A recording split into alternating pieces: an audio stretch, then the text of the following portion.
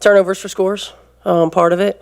You can't set your defense with that, letting players get to their strength. The Indiana Fever's commanding 102-83 victory over the Dallas Wings was more than just a regular season triumph. It was a historic night layered with years of anticipation, unresolved debates, and the kind of narrative arcs that only basketball at its highest level can provide,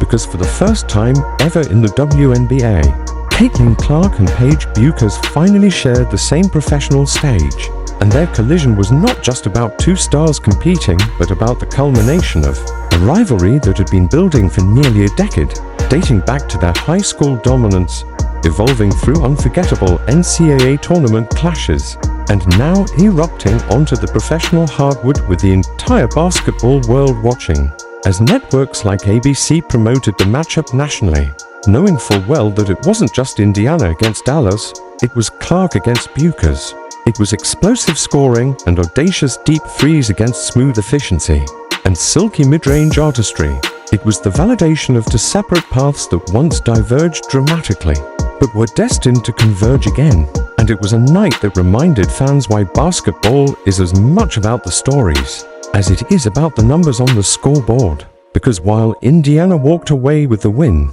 the real weight of the evening was carried by Clark's performance, the records she shattered, the doubts she silenced, and the questions that still lingered about how this rivalry will continue to shape the WNBA for years to come. Both players were once teenage phenoms whose names were whispered in gyms across America before they were screamed in arenas packed with fans, and the contrast in their journeys only amplified the spectacle of this long-awaited showdown. Clark, the relentless scorer with limitless range, court vision, and a flair for the dramatic, versus Bueckers, the poised and polished guard who seemed born with a basketball in her hands, gliding with a veteran's calmness even as a teenager. And while they were once teammates at youth national levels, their story quickly became about separation and opposition. Clark choosing to stay home at Iowa to elevate a program yearning for respect, and Bueckers committing to the dynastic UConn Huskies under Gino Auriemma, a coach synonymous with women's basketball greatness, and that decision alone framed the rivalry, because it pitted the underdog heroine against the powerhouse standard, the disruptor against the establishment. And when March Madness rolled around, it was Clark who consistently rose higher, most memorably when she dropped a staggering 41 points to eliminate UConn and end Bueckers' dream of leading the Huskies back to glory, tilting the narrative in Clark's favor as the head-to-head record leaned to one in her direction, sparking endless debates across sports media as analysts and fans picked sides, some proclaiming Bueckers as the more technically sound and fundamentally polished, others insisting that Clark's numbers, her range, and her gravity on the court proved she was not just a scorer but a generational force. Yet even as Clark's legend grew in college, doubts followed her into the WNBA, especially from voices like Auriemma himself, who openly questioned whether her shot selection and style of play would translate against professionals, arguing that Bueckers' smooth game was more suited for the league. And then came Diana Taurasi's infamous remark about Clark being in for a rude awakening, a comment often taken out of context, but one that fueled criticism, suggesting that Clark's game was too reliant on freedom she wouldn't get in the pros, that the physicality and speed of the WNBA would expose her. And so when the Indiana Fever drafted her to be the face of their franchise, she stepped into the league with both massive support and relentless skepticism, all of which added fuel to the fire of this first pro meeting, with Paige Bueckers, who had been heralded for years as the quintessential UConn star designed for pro longevity. But the Fever themselves were hardly a stable backdrop for Clark's introduction to the league. In the weeks leading up to this clash, Indiana was struggling mightily, dropping games to the Sparks, and even the Golden State Valkyries, teams that were far from title contenders. And each loss magnified whispers that something was wrong inside the locker room, that Clark's high-octane, fast-paced vision of basketball was clashing directly with coach Stephanie White's preference for a slower, half-court system, a philosophical tug-of-war that became painfully visible during nationally broadcast games. None more telling than the heated sideline exchange against the Atlanta Dream, where cameras captured Clark and White in an animated argument that confirmed to the public what insiders had been murmuring, that Indiana had not yet figured out how to build fully around its rookie phenom. These issues compounded as the Fever struggled with roster stability, with veterans like Damiris Dantas coming back from national team commitments, rotations being juggled, Clark herself working her way back from injury, and the offensive chemistry collapsing under the weight of constant change, leading to missed shots, frustrating turnovers, and a disappearance of the transition magic that Clark thrives on, a style that had defined her at Iowa but was being suppressed in Indiana's scheme. And while Clark acknowledged being in a slump, comparing her cold streak to Steph Curry's inevitable stretches of missed shots, her vow never to stop shooting showed both her confidence and her stubbornness, traits that inspire and frustrate in equal measure. But it was in this high-pressure context that the Wings game arrived, the perfect storm of rivalry and redemption, a chance not only to remind the world of her brilliance but to silence doubters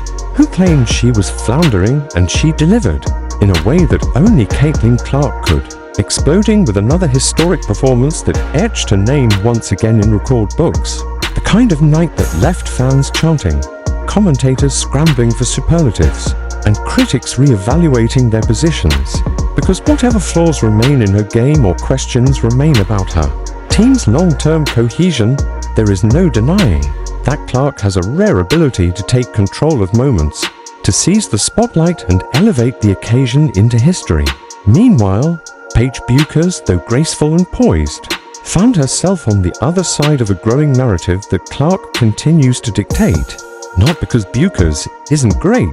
but because Clark has repeatedly delivered the defining performances. In their head-to-head story, and as much as their games differ, their legacies are now inextricably intertwined, each defining the other in the eyes of fans, media, and the league itself. And so, as the Fever left the court with their double-digit victory, and as Clark left the arena having made history once again, the night was bigger than the box score. It was the continuation of a saga that began in high school gyms, exploded in March Madness arenas, and is now captivating professional audiences, with all the elements of sports mythology, rivalry, doubt, triumph, tension, redemption swirling together into one story. And though questions remain about Indiana's internal struggles, about Clark's fit with White, about whether the Fever can consistently compete against elite teams, one thing is undeniable.